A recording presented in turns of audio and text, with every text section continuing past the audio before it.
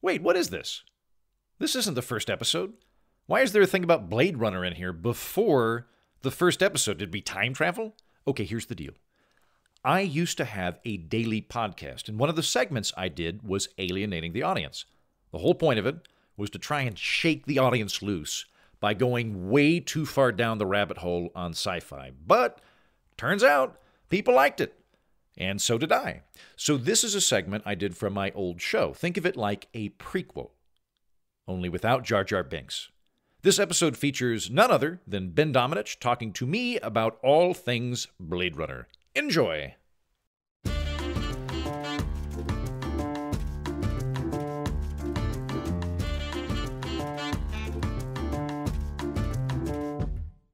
My guest today is Ben Domenech. He is the founder and publisher of The Federalist. Ben, thank you for being on. Great to be with you, Andrew. Yeah, I'm excited about this. Me too. Yeah, you let me know you were coming through town. You're like, hey, I'm going to be in Texas. Do you want to? Could I come on your show? And I was like, yeah, 100%. And then you were like, you want to talk about Blade Runner? Yes. This is phenomenal. This is exactly what I want to talk about. So I gave you two options, Heinlein or Blade Runner. Yeah. But Blade Runner makes more sense because it does take place in the far-off distant future of 2019. Of now. That's right. We are living in the Blade Runner reality right now. Totally, Yeah. except without the flying cars. And you've got like you've got a Blade Runner. You're a fan of it. You've got like an early copy or something like that. Yes, I have a 1982. It's not a first edition, but the 6th edition tie-in copy with the cover and all the stuff. I actually was rereading it and I was rewatching it as preparation for our session today, and lots of different things to talk about with this movie. Perfect. Yeah. So, out of curiosity, did you read the book first, or did you watch the film first? I read the book first. Nice. Because I was a voracious reader. As Garrison Keillor identified, you can always tell a reader because they don't know how to pronounce things. So they read words and they think it's pronounced something like Egyptian. But thank you. But it's one of these things that for me, I just kind of went through the whole Philip K. Dick catalog and then only came around to see the movie when I was a teenager. Wait, how many Philip K. Dick novels did you read before you saw the movie? Because I feel like if you read more than 3 Philip K. Dick novels in a row, that's the same as an acid trip. Because they are his. I would say if I could pick one theme for Philip K. Dick, it's reality isn't real. Yes, that's his main thing. So I will not read him. But like for the same reason, I don't like reading Kurt Vonnegut back to back because I get too depressed. I can't read Philip K. Dick back to back because then I question whether or not I should like leap out a window or something. So Philip K. Dick obviously inspired so many different films that people are familiar with, but they may not know them by a different. They may know them by a different title. For instance, Total Recall is We Can Remember It For You Wholesale. And there are lots of other different novellas that show up. He obviously is the originator of Minority Report and a number of other things. Man in the High Castle. Man in the High Castle. Man in the High Castle was the one I came to late because I tried it when I was younger and I couldn't grok it the way that I needed to. So that one I had to circle back around to. But yeah, I binged a bunch of that stuff. It's a fun read. My problem with I shouldn't say my problem with. I think the thing about Philip K. Dick, which can add a little bit of it makes it harder to get into it, is that Philip K. Dick has kind of the same format for everything from what I can tell, where there's the central premise. So like Man in the High Castle, the central premise is that we're living in an alternate universe in which the Nazis won. But also there's like a Chinese numerology system that can predict the future. Yes. And that's always like Philip K. Dick. It always has like this central thing where you're like, oh, cool, like we're on a moon base and there are detectives. And he's like, yes, and dogs are psychic. Like there's always this like weird small thing going on. And that was one of the things with that. Philip K. Dick is the go-to. I think whenever Hollywood runs out of science fiction, they're like, can you just like crack open some weird science fiction magazine and find like an 8-page story that Philip K. Dick wrote in 1972? And they're like, yep, cut out the bit about psychic dogs. Focus on the moon base detective story, and then we'll launch into that. Yeah, and that's why he's perfect for an environment like this, where people are desperate for IP and they want to be able to make interesting content. And I think it's why people return to the wells so much. He's also somebody who I think, as trippy as he is, there's almost always some fundamental lesson or philosophical debate that's underneath it, but it doesn't become the animating focus of the story, which is the problem that I actually have with Isaac Asimov, where it often feels like, to me, he's more interested in the puzzle than he is in the plot. So here's a logic problem, but I'm disguising it with this, that, and the other. With Dick, I think you actually have some, a greater ability to take different aspects of it and pull them out and sort of say, oh, well, let's just tug on this thread a bit and get to something there. He's a lot more ponderous and introspective. I mean, I grew up, I probably read Asimov before any other science fiction author. I read a lot of Asimov when I was a kid. I loved his robot stories. Yes. But Asimov, while I adore that author, every single one of his characters is completely interchangeable with every other character because they're all competent engineers. There's no distinction between them. Totally. There's like one book, I think the gods themselves were like one of the engineers is petty, and that's the only time ever. Whereas like Robert Heinlein, which we almost talked about, Robert Heinlein, I love his books, but he has like basically 4 alternating archetypes. There's the witty guy who gets laid. There's the young woman who is in love with him, but also completely accepting of his sexual license. In every book I've ever read, Robert Heinlein always has those 2, and then he's got a couple of others. And then I feel like Philip K. Dick has it's always this interplay of reality. The ladies in his books, I feel like, are usually vicious. Like they're usually like there's a lot of psychoanalysis they'll bring in where they'll be having this random conversation. They're like, you know what, your problem is you're a narcissist with schizophrenic tendencies, and that's why you're such a horrible person. And then he'll fall in love with them, which is this kind of the characters are vicious. But Philip K. Dick also very much more introspective and ponderous, and also a lot more metaphysical in terms of trying to question like what is the nature of reality, what's the morality informing all of these things. Whereas like Isaac Asimov is, wouldn't it be cool if there were robots? What would happen if we had robots and there was a detective story? Yeah, I find Philip K. Dick to be fascinating for a number of different reasons, but in this context, you know, the film Blade Runner has such a unique, bizarre, odd history for something that became, you know, that was you know, not a success, but then became this cult movie with so many different adaptations, so many different spins on it. And, you know, again, to return to this idea, you can take a lot of different themes out of it and apply it in different ways to mythology, to, you know, to Mary Shelley's Frankenstein, to lessons about creativity and sort of the corrupting nature of that, and also, frankly, to concepts about having a future, having an ability to reproduce and to you know, have a sort of a species that are, you know, part of other sci-fi, you know, generally.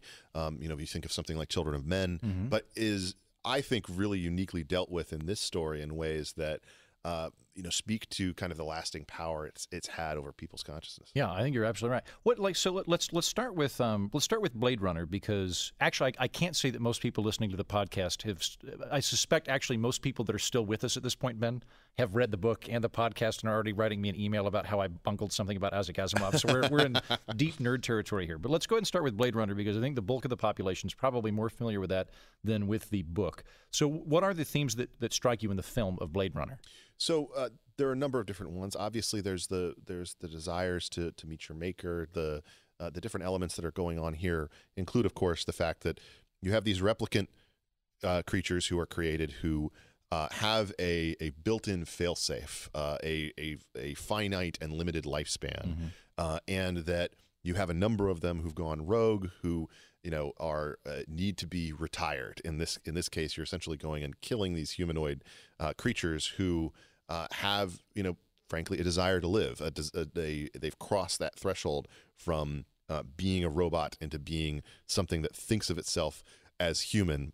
I don't know that you I don't know if you're a fan of Rick and Morty, the show that's on Adult Swim, but there's a particular moment which is often memed. Hold on, Ben, let's just quit our jobs and you and I will do a science fiction podcast. We've already talked about Asimov, we've talked about Rick and Morty, we've got, like, you just mentioned Children. We could totally make this thing. We could totally do this. We have enough fodder. So there's a scene in Rick and Morty which is often memed, so I think people, even if they haven't seen the show, might be familiar with it, which is Rick, the inventor, is sitting at a table, and the butter is out of reach. He's having breakfast, and he just sort of pulls some things out of his pocket and sort of smacks together this tiny little robot, which has like a little sort of you know, undercarriage on it, and has these little arms, and the robot sort of wakes up and looks at Rick and says, "What is my purpose?"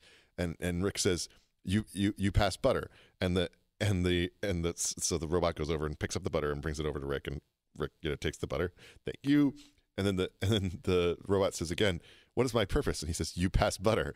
And it looks down at its sort of hands and goes, "Oh my God." And then Rick says, "Welcome to the party, pal." And it's just like that. That's what sort of Blade Runner is on a certain level of it's these creatures who are recognizing that they have certain roles they're supposed to fulfill.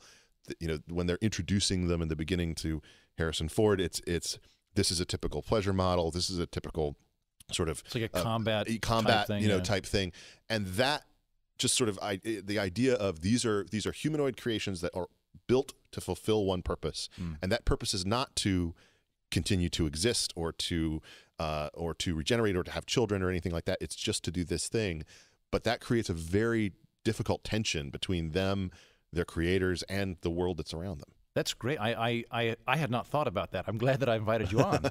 And I like that, too, because I feel like Philip K. Dick in the book has these religious motifs in it that I did not pick up on Blade Runner, although I think you're right about that. That is, there's the kind of surface-level motivations that the replicants have, which is that they want to, the built-in fail-safe is that they're only going to live like 4 years. Yeah. And they want to have that lifespan extended, but wanting to meet the Maker as well, and then eventually like sort of confronting each other. And I feel like we can do spoilers at this point since it came out in like 82, I think, yes, or it did. maybe earlier. At the end, I believe Roy, like basically after having fought Decker the whole time, Decker's about to die, and he am I thinking that he does save him at the end? Yes, he saves him at the end. Okay, yeah, and so there's this empathy, which I think empathy is the main thing for the books. So the book is very different from the film, and really, just to put this in context, Ridley Scott, the famous director of Gladiator and Alien and everything like that, he's just starting out at this point, and he's made The Duelists in '77, and he's made Alien, which obviously changed so many different things in terms of depicting sci-fi horror. Interestingly enough, he had wanted to make Tristan and Isolde before he decided to make Alien instead, which is kind of a different track. Yeah. Had he gone on that. And then he decides to make Blade Runner. He does it with Harrison Ford, who's obviously super popular actor at the time, and he makes this incredibly influential cyberpunk noir creation. The people know, I mean, the sort of the synth music and all the other things that are part of it. There's some key character actors who are in it, people like Edward James Olmos and others. Who, by the way, still looks haggard, even though it's young James Olmos. Because like I was watching that earlier today. I didn't finish it to the pivotal scene, hence I had to ask you about that. But I was watching it earlier today, and I was like, is that James Edward Olmos? Because I know him from Battlestar Galactica. And I'm like, he's haggard but skinny. That's the only difference. Is he just came out old, and that he just sort of he widened. He never really lengthened. And we can talk about his origami fetish too. But I have met someone who was in Blade Runner, and I had forgotten about it, and then I was reminded of it because I was watching the final cut of Blade Runner, which is the edition that they released in 2007, which we can talk a little bit about that. But the Asian character actor who is the eye maker, that is James Hong, and you recognize him even if you didn't yet from a number of key scenes. He is most influentially, he is the loyal butler in Chinatown who exports well, I can't get into spoilers for Chinatown, I guess now, but he plays a pivotal role in the plot. But more importantly, he is the maitre d' from the episode of Seinfeld, the Chinese restaurant, where they spend 23 minutes waiting to be called, and he's Seinfeld, party of four, or whatever at the very end. And I once met him while he was wandering around lobbying on behalf of some I think actually religious group in Washington, D.C., and he was looking for a particular office. And while I was a staffer there for Texas Senator John Cornyn, ran into him, recognized him, but had no idea what his name was. I mean, why would you know who this character actor is? And directed him and was like, that's the guy from the Seinfeld Chinese restaurant thing. And lo and behold, he's in this too. Nice. So, well done. You've touched greatness. Yeah. Yeah. But just to circle back to the question about sort of these differences, is Ridley Scott does all sorts of weird things with this movie. He options the script, which is ends up being written by David Peoples, who also was far more famous for later writing Unforgiven, and he doesn't like the name because, as with so many other Philip K. Dick things, it has very long. Yeah, because Philip K. Dick he loved writing these weird, clunky the three stigmata of Elmer Paldrich, like things like that. Like and so he also options this William S. Burroughs book, which is also sci-fi, but about like running medical devices. I have read it, but I've forgotten the plot. That's called Blade Runner. Just because he wants the name. Wait, so it's not even a Philip K. Dick title? Nope. I see. I just assumed that was a Philip K. Dick short story, and they were like, "Well, we'll take a little bit from column A to a little bit of column B." He took it from William S. Burroughs, and he just paid the option just so he could steal the name. Shots fired at William S. Burroughs. Your biggest contribution at this point, like in 2019, is having your title poached by another science fiction franchise. But the casting of Harrison Ford was very fraught, and they looked at all sorts of different actors. I mean, everybody from Sean Connery to Arnold Schwarzenegger. They even looked at one point. He ended up doing Total That was Recall. the law at the time. Yeah, it was a Philip K. Dick novel. It needed to be and Arnold Schwarzenegger. but they ended up with Ford, but they always knew that they wanted Rutger Hauer for Roy Batty. That he was just perfect from their perspective for this character. And he looks like if IKEA were trying to make an Aryan Superman. Like he's got that like very like highly symmetrical manufactured look. He still says that's one of his favorite. I think he actually says it is his favorite performance. But he ends up being the star of this movie in a much bigger way than Ford is, I would argue. And in particular for the speech that he gives at the end of his life, which he changed significantly from what was originally supposed to be. Really? What were they going to have him do? Because he'd basically been a villain throughout the film, and then at the end of it, he saves Decker, and he, as I recall, makes this this thing about like do you know what it's like, and like like do you know what it's like to be made a slave, built as a slave? Yeah. He talks about seeing the ships on fire off of Orion and the opening of the Tannhauser Gate, and says that all of this will be lost like tears in rain. And he gives this sort of Christ-like pose sort of thing at the end. And if you go back and read what the original is, and you can find it on Wikipedia and that kind of thing, it's not bad, but it's nowhere near as poetic and good. And the interesting thing about that is that so many of these iconic moments in sci-fi have an element where a particular actor makes a choice to argue that the line should be different. And to give you another one, Harrison Ford did that exact same thing in Empire Strikes Back. And you can find the text of this in the because they have it recorded of a debate on set with Kirshner and Kasdan where he's about to do the carbonite scene, and Ford's line in the script is Leia says that she loves him, and he says I love you too, and he says I would not say that. Yeah. And so they eventually say instead he says I know. Yeah. Which is such a fundamental understanding of the character that it makes such a more powerful. You wouldn't even remember that scene if you just said, I love you too. No, it'd be much more boilerplate. Yeah. I agree with you. And that, by the way, is the kind of gold you can anticipate on Ben and my sci-fi podcast that we're doing when we quit our jobs to live in a boxcar here in a few weeks. I think you're right at all of those things. I look at the film, and I mean, the film is very clearly like a noir detective film. It's got that kind of dystopian, post-apocalyptic feel to it, although they don't really spell it out as much. You do get the impression that it's very smoggy. There is a kind of post-environmental collapse element to it, although they skip out on all of the stuff about animals, as I recall. Yes, which is a big thing. It's interesting too because in Duandre's Dream of Electric Sheep is not like a really thick tome. There's a lot in it, but it's reasonably fast. And it's Duandre's Dream of Electric Sheep. I mean, I think the key thing for that is, again, with all Philip K. Dick, what is reality? But beyond that, he focuses on empathy quite a lot. And what does it mean to be empathetic as a human being? Can you be deprived of empathy as a human being? Can you be non-human and be empathetic? And that interplay between all of them, all over the place. Animals factor in because in the world of Duandre's Dream of Electric Sheep, there's a dominant religion, Mercerism. There's a Wilbur Mercer, who's a kind of Christ-like figure who died. He was stoned to death on a hill somewhere. And in this world, you can put your hands on a Mercer box, I think, and participate in that kind of collective euphoric masochism going on. But one of the things of Mercerism is that empathy is the sort of the top value, and therefore if you have a relationship with an animal that you're taking care of, that's a good thing. However, that's problematic because we live in a post-apocalyptic nuclear wasteland, so people have electric sheep as a kind of like status symbol. This is the artificial lawn of the 21st century in his eyes. So let me draw a comparison here to it's like having cat videos without having a cat. Or in your case, it's like having dog toys without having a dog. Which I so the thing that I think is so fascinating about that element of this, which is mentioned in passing in Blade Runner, but only in passing, like oh, is your snake real? What do you think I am? A rich person? Like of course I can't afford a real snake, kind of thing. That element of this is mostly absent in the film, though it is underlying in the sense that, like, what's the difference between the mechanical sheep and this mechanical person in front of me? Well, one of them can pass for being a human. One of them almost, seems like it. But there is that innate human desire to care for domesticated animals or to have this kind of relationship with these lower life forms, as they are.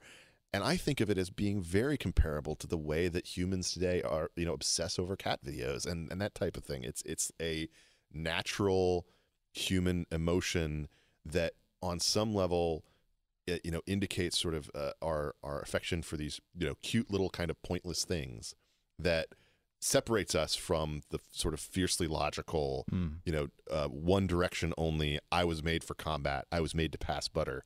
Sort of creations. Which is Decker's initial understanding of the situation, because Decker, the character in the book, when talking about empathy and talking about humans, says that empathy is something only shared by omnivores and herbivores. He does not think that empathy exists outside of that narrow world, that a carnivore would have no sense of empathy. Now, I disagree with that, because even though I don't own a dog, I do love dogs. The dogs clearly have a sense of empathy from where I'm coming from. And obviously, clearly, no spoiler alert, but the last episode of Game of Thrones, the most human and empathetic moment in the whole thing was arguably achieved by a dragon. so yeah. Yeah. Well, and I think that plays out in the book as well, because you've got various characters that are all figuring out how they come in. So in the book, you've got the setup for it is that we're living in post. I think it's set in 2019 as well, or it's early 21st century. We don't really know when it is, but it's after World War terminus, and we don't really know who it's between. We know the Soviet Union's still around, but we apparently nuked everything. There's just this shroud of radioactive smog over the entire planet all the time, and most the planet's largely depopulated. There's a kind of intellectual hierarchy that exists, because they reference, like, there's ant heads and chicken heads. Like your animal hyphen head signifies how smart you are comparatively, and they're pushing really hard to get anybody that doesn't have radiation damage to leave the planet, because they want to create like a pure Homo sapien colony on Mars or something like that. So everybody's just kind of living in this post-Chernobyl environment, and the empathy comes in both with Mercer, but with also in terms of what's the proper role with these replicants? Well, the replicants are androids, but they're organic androids. They're not made out of bolts and plastic parts. They're literally organic, and they've been manufactured for these purposes to assist people off-world. Decker initially has this idea of himself of, like, no, I'm a good guy. I would never kill a person. I would never kill a human being. I just kill these robots that kind of look like human beings. But that's not an issue. And then as the book progresses, it's like, well, they seem to be pretty people-like. And then you have another character, I think it's Phil Raish, who's also human, but seems to kind of enjoy killing him. Like, for him, it's not even a living. He just kind of gets a kick out of killing people, and he's allowed to kill those people. The action is the juice. Yeah. Right. And then there are these sort of expanding ideas of how empathy relates to you and the body that you're a part of. So the humans in this kind of this situation have a kind of collective empathy. The androids sort of have a binary empathy for each other occasionally, or maybe some of them do, where they can develop it. And then eventually Decker develops this empathy, and we find out that Rachel, who is in both movies, and who the movie and the book, Decker falls in love with both, is sort of this implant in the book that is supposed to seduce bounty hunters and make them fall in love with her so that they will not go kill more androids. Yeah. Which, by the way, I want to throw this out. If you want to feel like you've done hallucinogenic drugs, just read the Wikipedia summary of any plot of a Philip K. Dick novel, because it looks insane. It's like then Rachel goes back to his house and pushes his electric goat off the roof to punish him for killing an android after he has sex with her after finding out she's an android. It sounds crazy, but it actually works pretty well. It does actually. So a couple of points. I think, one thing that we should keep in mind about the difficulty in adapting this is how many different things Philip K. Dick is trying to cram into. Yeah, and he's doing a lot. Doing a lot. One thing that I think that the movie does very well in terms of taking kind of a shortcut is the obsession with eyes. That is supposed to be indicative, in my view, of sort of the matters of perspective, the perspective of this sort of dying creature that cannot reproduce, that only wants to meet its maker before it ends, versus the perspective of those that must hunt it. It has so many different elements of that crop up. The doctor that I mentioned before, the scientist that they meet is the eye creator. The The confrontation with Terrell is obviously, that includes that gross scene as well. Yeah. But it's one of these things where that I think is meant to be kind of a prism through which we view life, and that can be very different dependent within this world on where you emerge from. And so to speak to that, sort of idea of people being viewed as, of replicants being viewed as inhuman by people, that matter of perspective, I think, is something that Dick communicates in different ways, but Scott, I think, was trying to sort of honor that in some ways. There are other ways in which Scott completely departs from the spirit of the book, which is fine. I mean, but to give him due credit, though, I think if you were going to turn it into a modern Netflix special or HBO special where you could actually do it over the course of 15 hours, you could probably cover all of this. If you're doing it in 2.5 hours, you can't also have environmental degradation, post-apocalyptic wasteland. Yep. Is empathy purely human? Mind control, mercerism. There's way too. You got to pick one or two things and go with them. And to give you just a sense of perspective on that, there is a very critically acclaimed video game that came out many years later that was sort of an adventure game across multiple discs that was basically you're another Blade Runner set within this universe that interacts with things that happen in places that happen to be in the film, but also tries to sort of include some of these other elements as well. But it's a massive game. In all honesty, if you're trying to do this and have all these elements, you would have to have it be a mini series or something like that, which is what they've done with some of the other Philip K. Dick productions at various Man places. High Castle and things like that. Yeah. Well, so one of the things that they don't talk about at all in the movie that I really enjoy is this kind of this dichotomy between Buster Friendly and Wilbur Mercer. So Wilbur Mercer, we mentioned him earlier. He's the Christ-like figure that's the progenitor of this new religion of empathy on Earth in this post-apocalyptic wasteland. Buster Friendly is kind of a hyper Johnny Carson figure. He's on TV, and I think he's on TV constantly. He does 24 hours a day or something like that, which while they don't, I think one of the characters at one point brings up the fact he's almost certainly an android. And it kind of, you get the impression, my read on it is I almost feel like Philip K. Dick's talking about mind control. Yeah. And from Philip K. Dick's perspective, he sees the two competitions, at least in this particular venue, as mind control either from the mass media, where I guess I'm a player, or from religion. And it's why they're fighting in the book. And then when I read the book, it blew my mind because I loved what he did there, where Mercer turns out to be false. Yep. There's this whole report about a Buster Friendly, the Johnny Carson character, who's always taking pot shots at Mercerism, goes, we're doing an investigative expose, and turns out that Mercer isn't even a real guy. His name's Phil Dapley, and he's this kind of down and out alcoholic that's living in a RV park in California. He made the whole thing up. And then after this happens, a guy gets a vision from, or Deckard gets a vision from Mercer. He's like, but I thought that was all fake. And he's like, it is fake. So it's sort of, it would be the equivalent of Jesus showing up and you meeting Jesus and him going, I made it all up. And you're like, but how? But that interplay again. But I do. I feel like that there are some deeper elements that he's dealing with there of religion, mind control, mass media, and all that kind of thing. What was your read on that?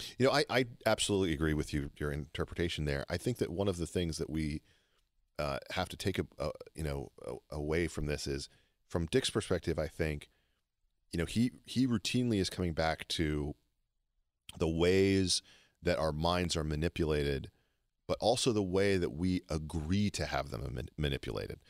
And you can, even if you haven't read I Can Remember It For You wholesale, if you've seen Total Recall, you get the idea. You can have this kind of this escapade adventure that's implanted in your head, and that allows you to go and do all sorts of incredible things in your mind, but it doesn't. You're not actually doing them in real life.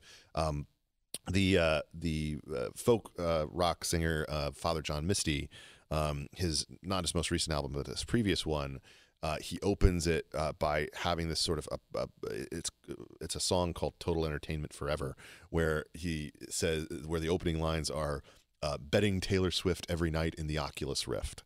Okay, and I think that that's sort of what Dick is getting at, is this idea that we not only do we sort of go along with having our minds manipulated by these major sort of entities, but we willingly allow it. We willingly give up our own sort of perspective on that, and are willing to sacrifice it in ways that ultimately can be proven to be very harmful.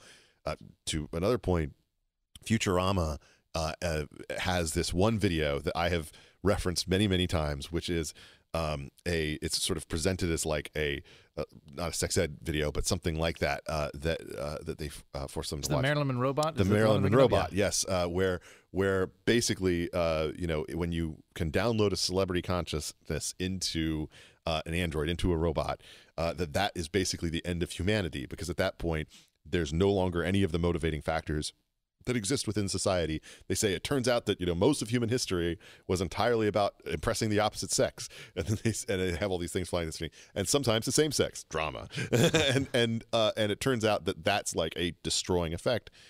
To me, that's of a piece with all of this. It's like if you live in a realm in which you have a pleasure model that can live for 4 years and then just goes away.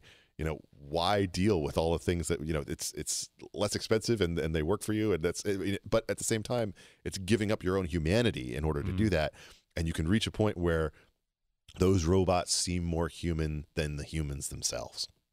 That's amazing. I very much enjoyed that. That was the best connection to Philip K. Dick and Futurama that I've heard this week. That was really good.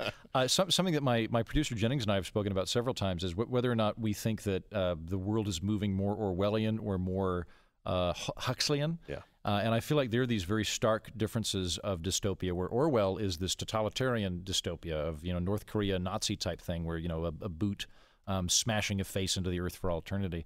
Whereas Huxley is, nope, you are going to be so overwhelmed with sex, drugs, and entertainment, you don't care. No one needs to actually force you to do anything because you won't want to do anything. I think they're both right, but they're right about different parts of the world. We have, just this week, we've learned so much more about what, in a lengthy report in the New York Times, and in other places that are getting out, about the mechanisms by which China is monitoring all the people they find problematic, particularly those who are religious, and monitoring them to a degree that's being helped not just by their own technology, but by, in some cases, Western technology. And it's down to the level of, if you do particular things that are totally legal, you still get flagged by the system because they find a correlation. For instance, one of the examples that the New York Times used was, you have driven and refueled a neighbor's car, which is totally obviously good legal, or bad? but no, it's indicative of potential problems, like that kind of thing, and that they flag things down to, which cafes you go to and which items you purchase. So that's the Orwellian sort of side of things. But for the West, of course, it's Huxley. Huxley is right about all these different things. Our president's a game show host. Yes, we embrace the soma of limitless, on-demand streaming anywhere, anytime, and the only time we really get mad is when the Wi-Fi doesn't work. Yeah, you're right. Yeah, if that were, if we were making a James Bond film today, what he would do to hold America hostage is have a machine that just shuts off Wi-Fi. Oh yes, like you totally. can even get email. You can still get email on your phone. It shuts off Wi-Fi for like streaming services, and that's it. And like Facebook, and and if you don't believe that, just check the the Twitter feeds when HBO Now is down. Oh Lord. So I'll kick a couple of philosophical questions to you, and then we'll get on to Blade Runner 2049. So we've been talking about replicants and makers. Do you think replicants have any moral obligation to their makers? That's an interesting question. I think perhaps to a certain extent, but not to the extent that they're depicted as within this storyline. I think that it's sort of a honoring your father and mother does not extend to doing the ridiculous, or the self-threatening, the self-harming activity.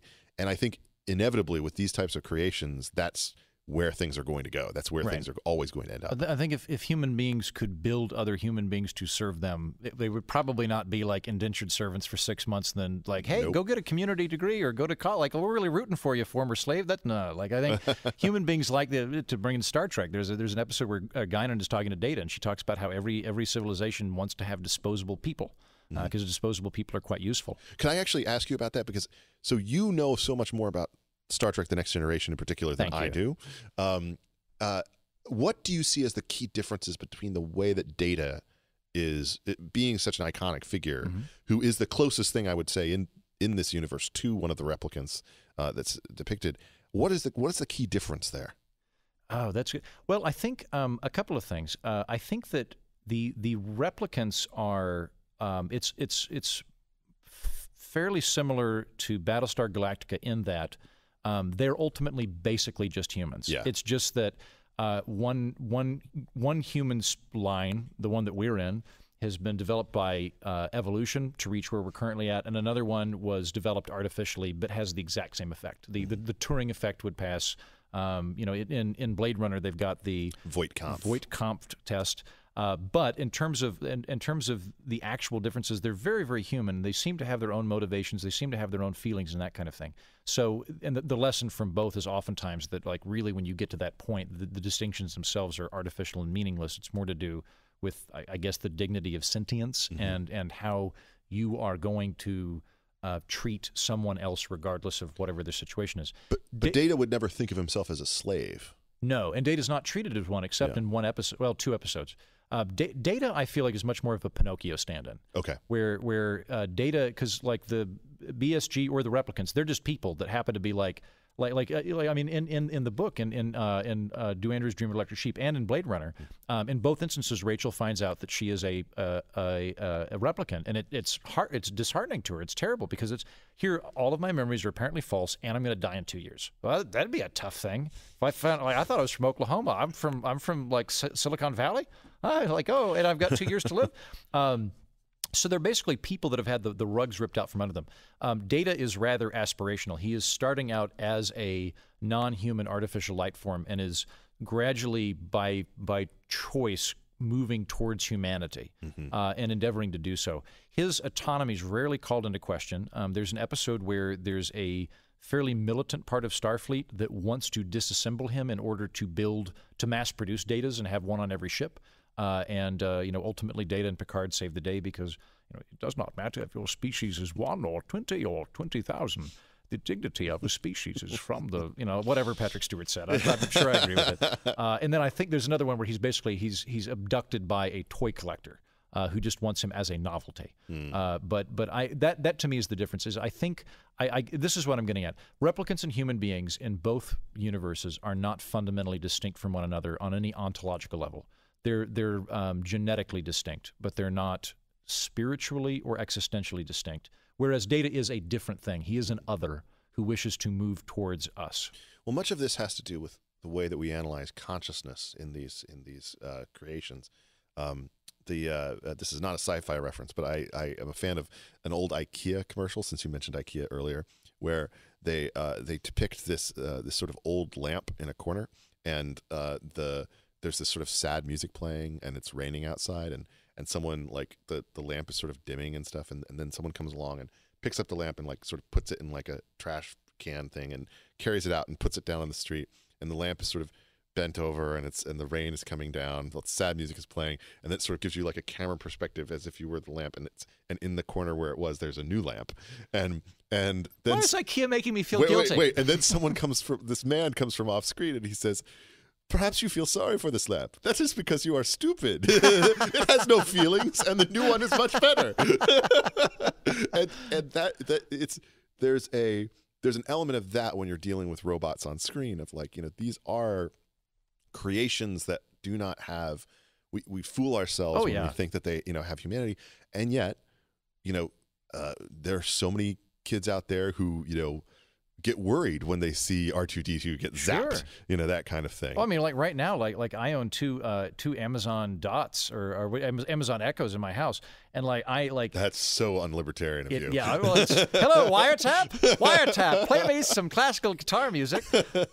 No, I had this weird thing when I first got Amazon Echo, where I watched some old British period piece. I don't remember what it was, but like upstairs, downstairs, something like that. And one of the local lord was just a complete dick to his staff. He's just really mean to him. And I was like, why would anybody? I have never gone to like a Starbucks or to a Circle K or anything like that. Never spoken down to someone like that way. Alexa, play me some Electric Light Orchestra. No, not that one, you stupid trollop. How dare you not read my mind? Play a different one, you miserable clunking guts. And I was like, oh my God, is Twitter what's keeping me from being a monster?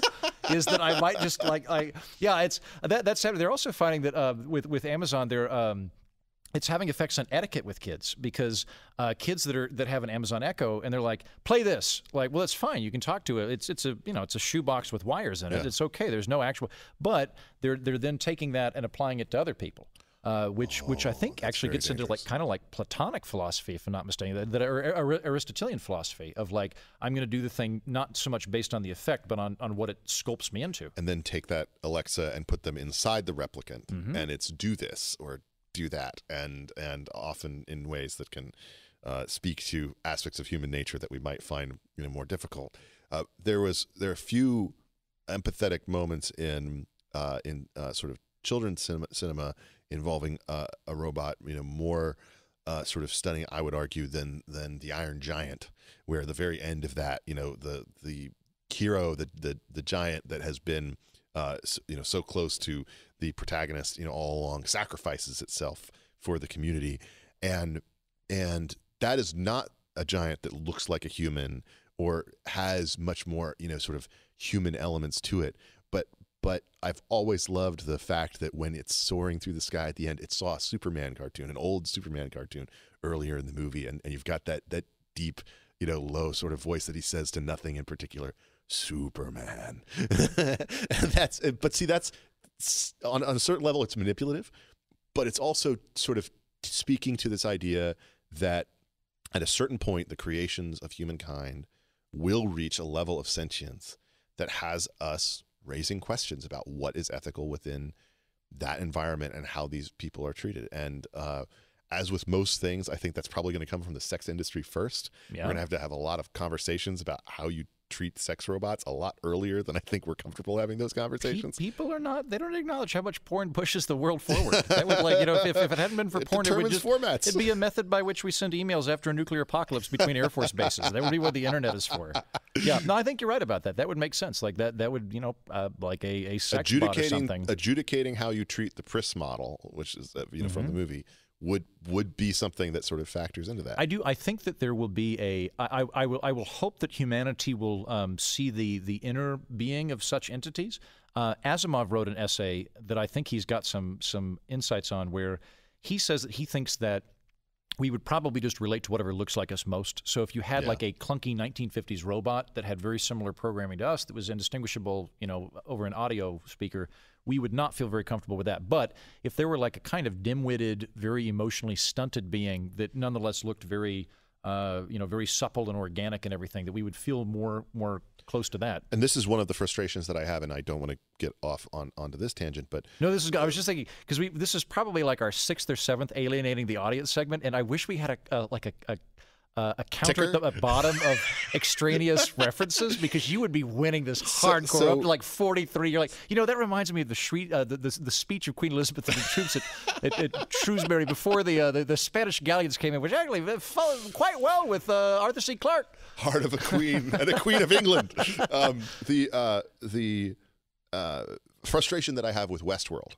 So Westworld is obviously inspired by Crichton, not by Dick, but to me, the interesting thing about Westworld when it first showed up, I have to admit I just soured on it in the second season, was, all right, they're basically telling us a story about video games and how we should feel about treating sprites and other existent sort of things within video games, where they can die over and over and over again. They have no memory, obviously. You can reset. You can just go and do the thing again. And usually that type of thing is kind of played for laughs. But in Westworld, it's played as tragedy, that basically these sprite equivalents, who are basically replicants in terms of that they have some retained deep memory of what has gone on with them. So it's basically they are being raped and murdered and manipulated and treated horribly over and over again by these rich people who are playing to be, to use them as their own sort of park. And I got frustrated with it because I was just like on a deeper level, this doesn't communicate to me, the way that I think it has the potential to do so, in part because I think maybe the people writing it don't play a lot of video games. But within the video game context, you actually do wrestle with these things as an ethical and moral matter. In Star Wars: The Knights of the Old Republic, there's a key moment where reference number 57. If you are playing evil, I mean, you have to make a very strong binary choice in that game about light or dark. Okay, that you're going on the Sith path or you're going on the light path, and if you can dabble in one area or the other, but if you do it even a little bit too much, kill the wrong person or do the wrong thing in a scenario, it can really damage your character. And so, but if you're playing it bad, there's a Wookiee in it who owes you a life debt, okay? And he has a little cute Twi'lek partner who's like his little sister sort of thing in terms of how he treats her. And there's a moment in the game where she rebels against you if you've done something particularly evil, and you can order the Wookiee to murder her.